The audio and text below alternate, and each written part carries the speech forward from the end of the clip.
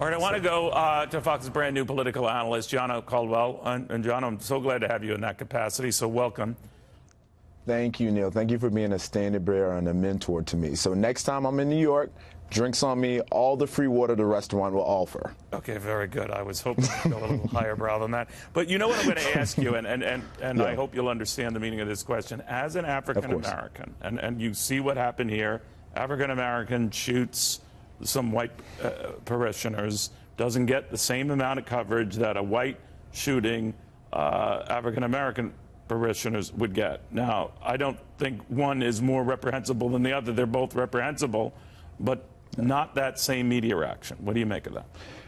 So there's three key elements that play out in my mind when it comes to this story. One, this wasn't a white individual shooting in a black church. Two, there was no Trump tie-in. As you know, the media loves to fantasize about everything with regards to Trump, and that's what gets them more clicks, and that would get them more exposure. And three, the individual who prevented this from being even more worse and chaotic was an individual who legally owned a gun, and he prevented the mass chaos by his legal gun ownership. Thereby, media seemingly don't really care, and it's really unfortunate to me, an individual who's a Christian, and I believe that there is an attack on Christianity in this country. I think it's been brewing for many years. In 2015, there was some data released that said that there were about almost 250 incidents on violent incidents on places of worship.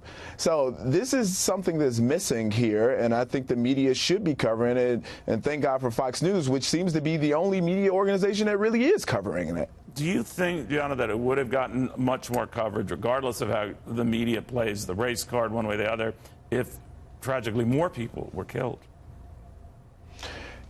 Yes, I think if there was more people that were killed, I think there would be a bit more coverage. But again, these tie-ins seem to be all important to the media.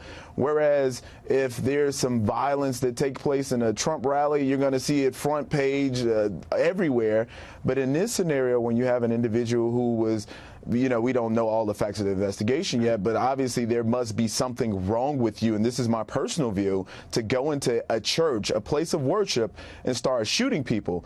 This is something that we all must pay attention to, because at this particular point in time, violence is ramping up all over in places of worship.